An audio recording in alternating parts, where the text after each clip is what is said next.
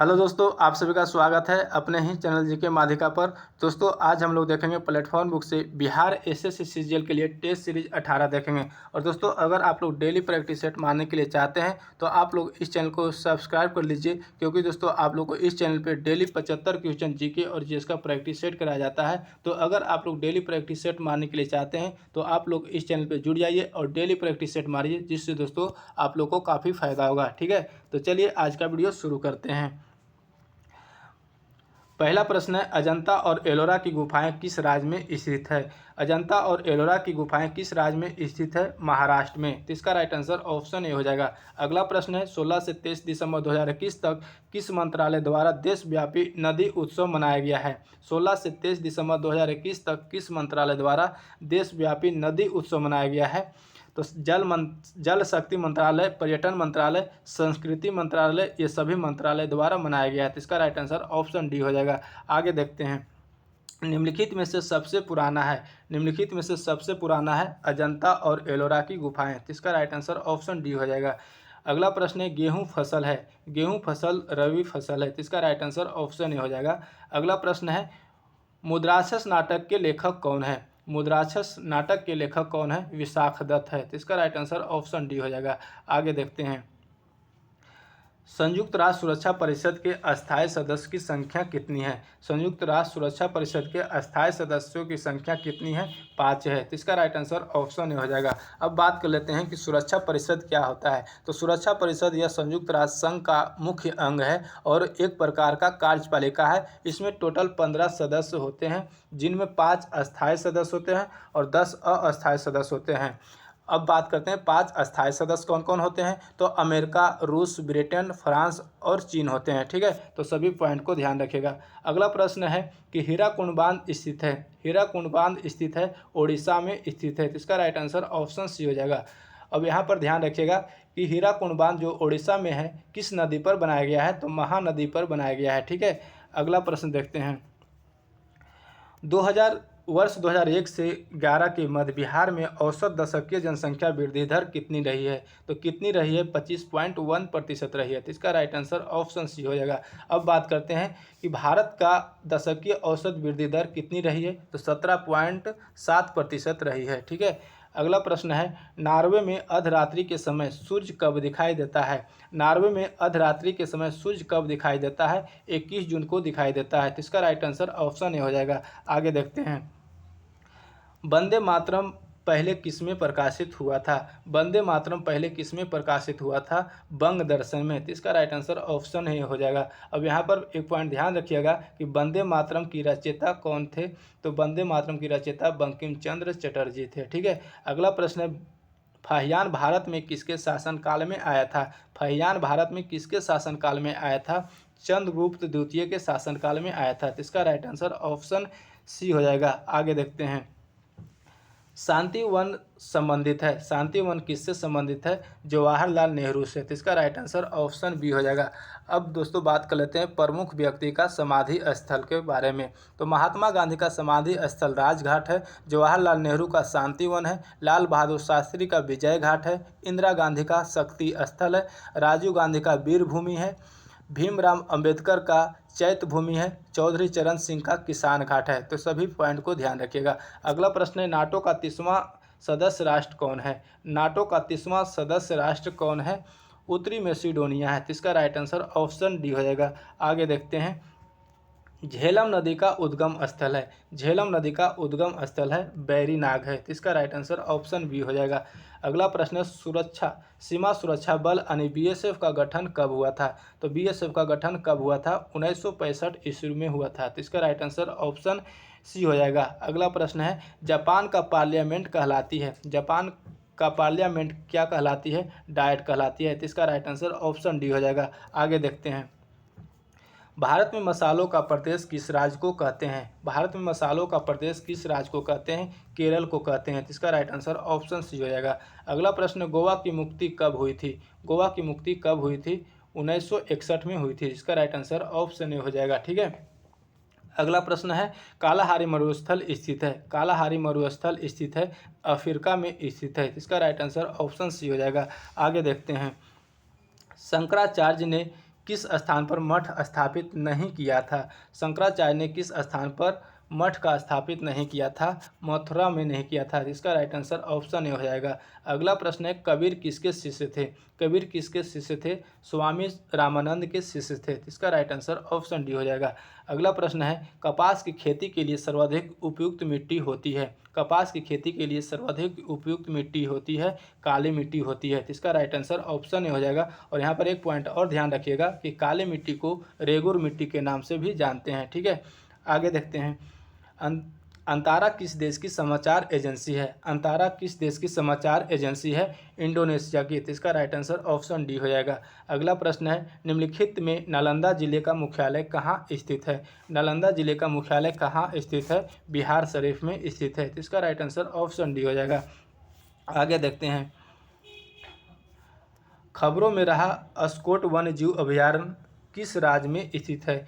खबरों में रहा अस्कोट वन्य जीव अभयारण्य किस राज्य में स्थित है? तो किस राज्य में स्थित है? उत्तराखंड में स्थित है। तो इसका राइट आंसर ऑप्शन सी हो जाएगा। अगला प्रश्न है,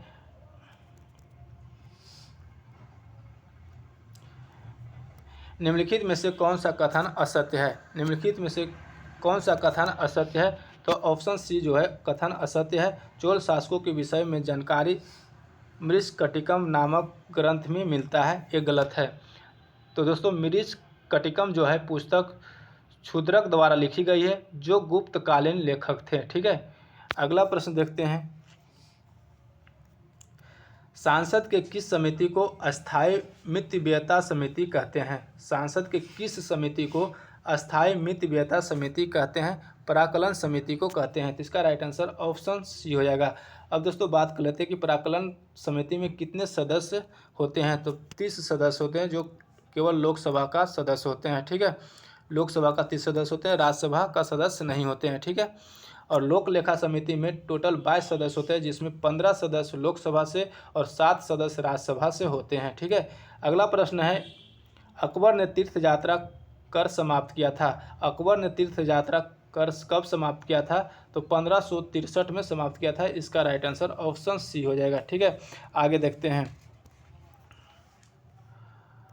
पवन द्वारा धूल कणों के निक्षेप से निर्मित स्थल स्वरूप को क्या कहते हैं? पवन द्वारा धूल कणों के निक्षेप से निर्मित स्थल स्वरूप को क्या कहते हैं? लोएस कहते हैं। तो इसका राइट आंसर ऑप्शन डी हो जाएगा। अगला प्रश्न है कि निम्नलिखित में से किस मद से प्राप्त राजस्व का बंटवारा केंद्र द्वारा राज्यों को नहीं करना पड़ता है? तो किस मद से प्राप्त राजस्व का बंटवारा केंद्र द्वारा राज्यों को नहीं करना पड़ता है? तो सीमा शुल्क को नहीं करना पड़ता है। इसका राइट आंसर ऑप्शन डी हो जाएगा। ठीक है, आगे देखते हैं। बराबर की पहाड़ी पर स्थित गुफा अशोक ने अपने शासन किस वर्ष भिक्षुओं को दी थी? तो किस वर्ष दी थी? 12वें वर्ष दी थी। तो इसका राइट आंसर ऑप्शन सी हो जाएगा। अगला प्रश्न है, द्वितीय जैन संगीति 512 ईस्वी में बलभी में हुआ था, जिसके अध्यक्ष कौन थे? तो जिसके अध्यक्ष देवार्धि क्षमा श्रवण थे। तो इसका राइट आंसर ऑप्शन ए हो जाएगा। आगे देखते हैं। लॉर्ड कॉर्नवालिस ने 1793 ईस्वी में इस्तमरारी बंदोबस्त प्रथा प्रारंभ की थी। कहाँ से की थी? तो बिहार में की थी। इसका राइट आंसर ऑप्शन डी हो जाएगा। अगला प्रश्न है, अर्थशास्त्र में वह ऋण जिसकी वसूली संदिग्ध हो अथवा संभव नहीं हो क्या कहलाती है? अर्थशास्त्र में वह ऋण जिसकी वसूली संदिग्ध हो अथवा संभव नहीं हो क्या कहलाती है? तो क्या कहलाती है? बैड डेट कहलाती है। तो इसका राइट आंसर ऑप्शन ए हो जाएगा। ठीक है, अगला प्रश्न देखते हैं। राष्ट्रीय सुरक्षा परिषद का गठन कब किया गया था? राष्ट्रीय सुरक्षा परिषद का गठन कब किया गया था? 6 अगस्त 1952 को किया गया था। ठीक है, इसका राइट आंसर ऑप्शन डी हो जाएगा। अगला प्रश्न है, भारत का सर्वाधिक गहरा बंदरगाह है विशाखापत्तनम है। तो इसका राइट आंसर ऑप्शन ए हो जाएगा। अगला प्रश्न है कि उत्तरी एवं दक्षिणी गोलार्ध में 35 डिग्री से 40 डिग्री अक्षांशों से 60 डिग्री से 65 डिग्री अक्षांश तक चलने वाली पवने को क्या कहते हैं? तो कौन सी पवने कहते हैं? पछुआ पवने कहते हैं। तो इसका राइट आंसर ऑप्शन ए हो जाएगा, पछुआ पवने। ठीक है, आगे देखते हैं। भारत के मूल संविधान में जिसका उल्लेख नहीं था वह है। भारत के मूल संविधान में जिसका उल्लेख नहीं था वह है मंत्रिमंडल है। इसका राइट आंसर ऑप्शन बी हो जाएगा। अगला प्रश्न है, नागरिक सेवा का जनक कहा जाता है। नागरिक सेवा का जनक कहा जाता है लॉर्ड कॉर्नवालिस को कहा जाता है। तो इसका राइट आंसर ऑप्शन ए हो जाएगा। अगला प्रश्न है, फादर ऑफ इंडियन अनरेस्ट कहा गया है। फादर ऑफ इंडियन अनरेस्ट कहा गया है, किसको कहा गया है?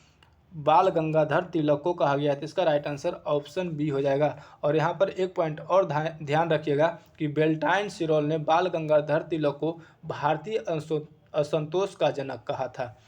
तो क्वेश्चन पूछेगा कि बाल गंगाधर तिलक को भारतीय असंतोष का जनक किसने कहा था? तो बेलेंटाइन सिरोल ने कहा था। ठीक है, आगे देखते हैं।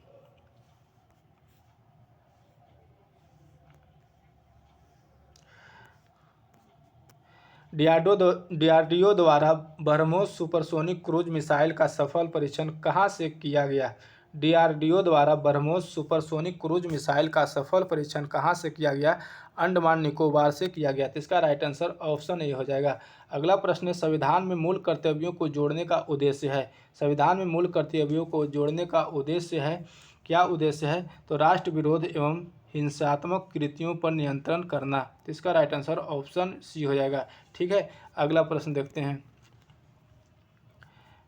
केंद्र सरकार ने भारत के किस पूर्व प्रधानमंत्री की स्मृति में डाक टिकट जारी करने की घोषणा की है? तो किस पूर्व प्रधानमंत्री की स्मृति में डाक टिकट जारी करने की घोषणा की है? तो पीवी नरसिम्हा राव की। ठीक है, इसका राइट आंसर ऑप्शन बी हो जाएगा। अगला प्रश्न है, किस देश ने पहली आईसीसी वर्ल्ड टेस्ट चैंपियनशिप 2021 को जीता है? किस देश ने पहली बार आईसीसी वर्ल्ड टेस्ट चैंपियनशिप यानी पहली आईसीसी वर्ल्ड टेस्ट चैंपियनशिप 2021 जीता है? न्यूजीलैंड ने जीता है। तो इसका राइट आंसर ऑप्शन सी हो जाएगा। अगला प्रश्न देखते हैं।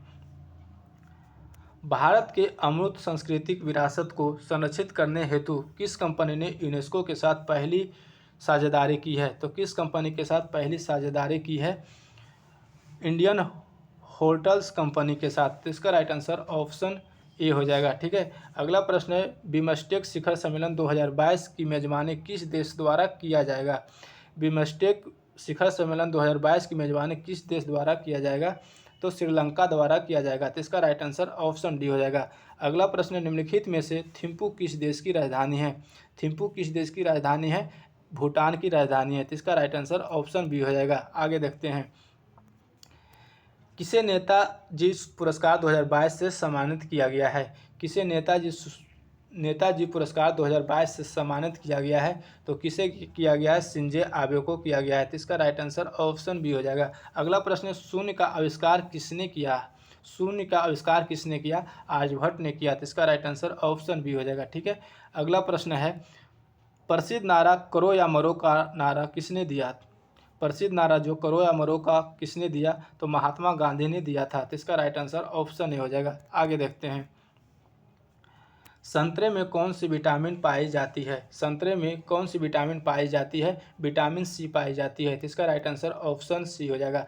अगला प्रश्न है, 95 डिग्री फ़ारेनहाइट बराबर कितने डिग्री सेल्सियस होता है? तो 95 डिग्री फ़ारेनहाइट बराबर कितने डिग्री सेल्सियस होता है? 35 डिग्री सेल्सियस होता है। तो इसका राइट आंसर ऑप्शन ए हो जाएगा। और इसको कैसे निकालेंगे? तो इसका फॉर्मूला था C/100 बराबर F माइनस 32/180। एफ का वैल्यू यहाँ पर 95 रखेंगे और सी का वैल्यू निकल जाएगा। ठीक है, अगला प्रश्न है, वायुमंडल में कौन सी गैस की मात्रा सर्वाधिक है? वायुमंडल में कौन सी गैस की मात्रा सर्वाधिक है? नाइट्रोजन की। तो इसका राइट आंसर ऑप्शन बी हो जाएगा। नाइट्रोजन की मात्रा कितनी होती है? 78%, यानी लगभग 78%। ऑक्सीजन का 21%, आर्गन का 0.93% और कार्बन डाइऑक्साइड का 0.03% होती है। ठीक है, आगे देखते हैं।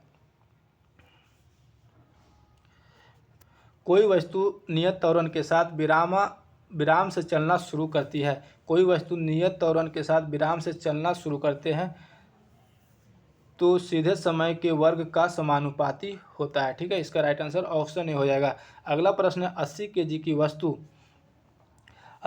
की वस्तु 40 मीटर की ऊंचाई तक लगभग 50 सेकंड में ऊपर उठाने हेतु आवश्यक औसत शक्ति होगी। तो औसत शक्ति निकालना है, पावर निकालना है। पावर इक्वल टू क्या होता है? वर्क बटा टाइम होता है। ठीक, तो वर्क का फॉर्मूला यहाँ पर कौन सा लगाएंगे? तो अगर दोस्तों मास मालूम रहेगा, ऊंचाई मालूम रहेगा, तो स्थितिज ऊर्जा का फॉर्मूला लगाएंगे यानी mgh लगाएंगे, वर्क बराबर mgh/t। अब यहाँ पर m मालूम है और h मालूम है और g का वैल्यू लेंगे 10 और t मालूम है 50 सेकेंड। तो वैल्यू रखेंगे, कितना हो जाएगा 80 गुने जी का वैल्यू 10 रखेंगे, एच का वैल्यू कितना दिया गया 40 मीटर दिया गया और बटा 50 करेंगे, 0 से 0 कट गया, 5 अठी 40 यानी 8 अठी 64 यानी 640 जूल पर सेकेंड हो जाएगा। इसका राइट आंसर ऑप्शन बी हो जाएगा। ठीक है, अगला प्रश्न देखते हैं।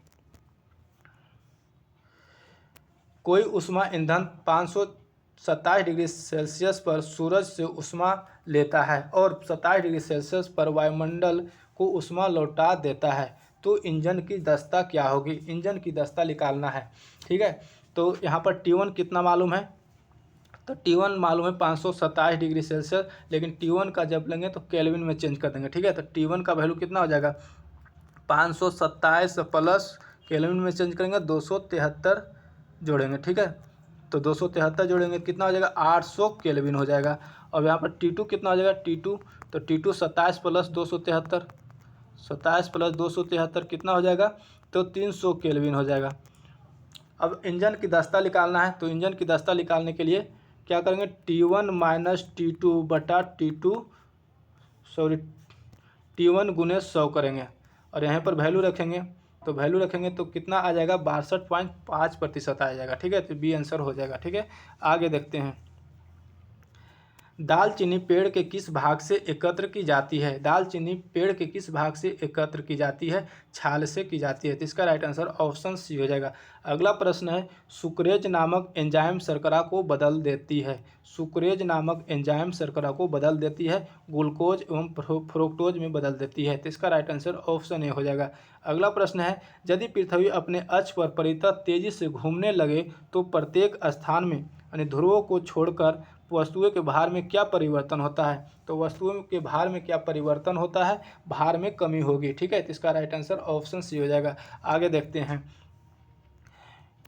यूरेसिल पाया जाता है, यूरेसिल किस में पाया जाता है? RNA में पाया जाता है। तो इसका राइट आंसर ऑप्शन डी हो जाएगा। ठीक है, अगला प्रश्न है, पूर्ण आंतरिक परिवर्तन के द्वारा कौन सी घटना घटती है? पूर्ण आंतरिक परिवर्तन के कारण कौन सी घटना घटती है? तो हीरा का चमकना पूर्ण आंतरिक परिवर्तन के कारण होता है। तो इसका राइट आंसर ऑप्शन बी हो जाएगा। और पानी में डूबी हुई लकड़ी जो टेढ़ी दिखाई देता है अपवर्तन के कारण होता है, और तारे टिमटिमाता अपवर्तन के प्रकाश के अपवर्तन के कारण। ठीक है, अगला प्रश्न देखते हैं। 50 ग्राम भार वाले तांबे की किसी खंड को 20 डिग्री सेल्सियस से 60 डिग्री सेल्सियस तक गर्म किया जाता है, खंड में कितनी ऊष्मा स्थानांतरित होगी? तो कितनी ऊष्मा स्थानांतरित होगी, तो इसको हम कैसे निकालेंगे? तो इसको निकालने के लिए फार्मूला होता है कि विशिष्ट ऊष्मा के लिए फार्मूला होता है Q = mc delta T, mc delta T, जहाँ डेल्टा टी की क्या लेंगे तो θ2 माइनस θ1 लेंगे यानी टेम्परेचर में परिवर्तन। ठीक है, तो m का वैल्यू क्या है? मास कितना दिया गया 50 ग्राम दिया गया है, तो 50 ग्राम को केजी में चेंज करेंगे तो 1000 से भाग दे देंगे। ठीक है, और गुने c का वैल्यू कितना दिया गया है? तो तांबे की विशिष्ट ऊष्मा दिया गया है 386 जूल पर केजी पर केल्विन, तो यहाँ पर 386 गुना करेंगे और θ2 माइनस θ1, θ2 60 है और θ1 कितना है 20 है, तो 60 में से 20 गया कितना बचेगा 40, तो डेल्टा टी हो गया 40। अब इसी को काटेंगे, 0 से 0 कट गया, 1 0 से 1 0 कटेगा, 5 दूनी 10 और 2 दूनी 4, गुना करेंगे तो 6 दूनी 12, 8 दूनी 16, 1 17, 3 दूनी 6, 1 7 यानी 772 जूल आ गया। ठीक है, तो इसका राइट आंसर ऑप्शन डी हो जाएगा 772 जूल। ठीक है, तो इस फार्मूला के द्वारा निकालेंगे। आगे देखते हैं। एक पैराशूट के सहारे कोई आदमी नीचे उतरती है, एक पैराशूट के सहारे कोई आदमी नीचे उतरती है, तो गुरुत्व केंद्र के संतुलन बल इसका राइट आंसर ऑप्शन बी हो जाएगा, जो समांत वेग से नीचे उतरती है। ठीक है, इसका राइट आंसर ऑप्शन बी हो जाएगा। अगला प्रश्न देखते हैं।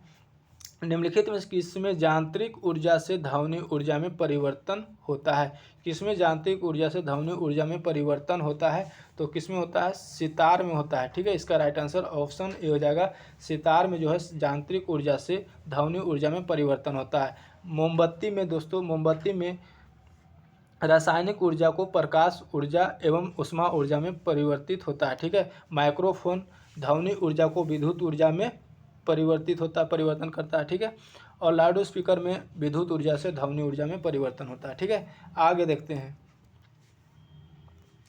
बोरेक्स का सूत्र होता है, बोरेक्स यानी सुहागा का सूत्र क्या होता है, तो Na2B4O7 इंटू 10H2O होता है। इसका राइट आंसर ऑप्शन डी हो जाएगा। अगला प्रश्न है, प्रोड्यूसर गैस में नाइट्रोजन की मात्रा होती है, कितना प्रतिशत की मात्रा होती है, तो 60% होती है। इसका राइट आंसर ऑप्शन सी हो जाएगा। प्रोड्यूसर गैस का सूत्र क्या होता है, तो CO+N2 होता है। ठीक है।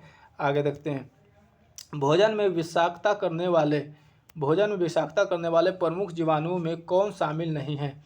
भोजन विषाक्तता करने वाले प्रमुख जीवाणुओं में कौन शामिल नहीं है, तो हीमोफिलस प्यूरिटिसिस नहीं है, प्यूरिटिसिस। तो इसका राइट आंसर ऑप्शन सी हो जाएगा। अब यहाँ पर याद रखिएगा कि हीमोफिलस प्यूरिटिसिस के कारण क्या होता है, तो हीमोफिलस प्यूरिटिसिस के कारण काली खांसी होता है। ठीक है। आगे देखते हैं। पृथ्वी एवं चंद्रमा के बीच की दूरी को कहते हैं, पृथ्वी एवं चंद्रमा के बीच की दूरी को क्या कहते हैं, सिस लूनर कहते हैं। तो इसका राइट आंसर ऑप्शन ए हो जाएगा। अगला प्रश्न है, कांच में किस पदार्थ को मिलाने से कांच का रंग हरा हो जाता है। कांच में किस पदार्थ को मिलाने से कांच का रंग हरा हो जाता है, फेरस ऑक्साइड को मिलाने से कांच का रंग हरा हो जाता है। तो इसका राइट आंसर ऑप्शन सी हो जाएगा। अगला प्रश्न है, स्थिर ताप पर किसी गैस की निश्चित मात्रा का आयतन उसके दाब के व्युत्क्रमानुपाती होता है, यह नियम संबंधित है। यह नियम किससे संबंधित है, बॉयल्स के नियम से संबंधित है। तो इसका राइट आंसर ऑप्शन ए हो जाएगा। ठीक है। अब दोस्तों यहाँ पर चार्ल्स के नियम क्या होता है, तो चार्ल्स का नियम होता है, स्थिर दाब पर किसी गैस की निश्चित मात्रा का आयतन उसके परम ताप का अनुक्रमानुपाती होता है, यानी V directly proportional to T होता है, जिसको चार्ल्स का नियम कहते हैं। और बॉयल्स का नियम होता है V inversely proportional to pressure का, यानी दाब का। ठीक है। आगे देखते हैं। इनमें से कौन सदिश राशि यानी वेक्टर क्वांटिटी नहीं है, इनमें से कौन सदिश राशि यानी वेक्टर क्वांटिटी नहीं है। सबसे पहले जान लेते हैं कि वेक्टर क्वांटिटी यानी सदिश राशि किसको कहते हैं और अदिश राशि किसको कहते हैं। तो सदिश राशि वे भौतिक राशियां हैं जिसमें परिणाम के साथ साथ दिशाएं भी होती है। जैसे उदाहरण हो जाएगा, वेग जो है क्या है, सदिश राशि विस्थापन, सदिश राशि बल, सदिश राशि रेखीय संवेग, त्वरण कोणीय संवेग, विद्युत धारा घनत्व, ये सभी क्या है, सदिश राशि का उदाहरण है। और अदिश राशि किसको कहते हैं, स्केलर क्वांटिटी, तो वह भौतिक राशि जिसमें केवल परिणाम होता है, दिशा नहीं होता है। ठीक है। अब अदिश राशि का उदाहरण ले लेते हैं, चाल, आयतन, कार्य, समय, द्रव्यमान, ऊर्जा, ये सब क्या है, अदिश राशि है। तो घनत्व क्या है, अदिश राशि है। ठीक है। जो सदिश राशि नहीं है, यानी घनत्व अदिश राशि है। विस्थापन, भार, आवेग जो है सदिश राशि है। तो इसका राइट आंसर ऑप्शन डी हो जाएगा। अगला प्रश्न है, निम्नलिखित में से किसको सबसे अधिक कंप्यूटर स्मृति की आवश्यकता होती है। निम्नलिखित में से किसको सबसे अधिक कंप्यूटर स्मृति की आवश्यकता होती है, तो ग्राफिक्स, ध्वनि, इमेजिंग, ये सभी की आवश्यकता अधिक होती है। तो उपयुक्त सभी हो जाएगा, डी आंसर हो जाएगा। ठीक है। अगला प्रश्न है, ताप नियंत्रण एवं पेशीय संकुचन निम्नलिखित में से किस ऊतक द्वारा होता है। ताप नियंत्रण एवं पेशीय संकुचन निम्नलिखित में किस ऊतक के द्वारा होता है, संयोजी ऊतक के द्वारा होता है। तो इसका राइट आंसर ऑप्शन ए हो जाएगा। आगे देखते हैं। कौन सा युग्म असत्य है, कौन सा युग्म असत्य है, तो कौन सा असत्य है, साइनोकोबालामिन विटामिन B12 से संबंधित है। ठीक है। B12 का रासायनिक नाम है। B6 का रासायनिक नाम जो पायरिडॉक्सिन है, ये भी सही है। विटामिन ई का दोस्तों रासायनिक नाम होता है टेकोफेरॉल होता है। तो ये ऑप्शन सही नहीं है। ठीक है। ये सही सुमेलित नहीं है, यानी विटामिन ई का टेकोफेरॉल होता है और विटामिन B1 का थायमिन है जो सही है। ठीक है। तो इसका आंसर सी हो जाएगा जो गलत है। अगला प्रश्न है, वायुयान के टायरों में भरी जाती है, वायुयान के टायरों में भरी जाती है नाइट्रोजन गैस भरी जाती है। तो इसका राइट आंसर ऑप्शन सी हो जाएगा। तो दोस्तों आज के वीडियो यहीं तक रहने देते हैं, फिर मिलेंगे अगले वीडियो में नए सेट के साथ। अगर वीडियो अच्छा लगा तो लाइक करिएगा, चैनल पे नए तो चैनल को सब्सक्राइब करके बेल आइकन दबा लीजिएगा। जय हिंद।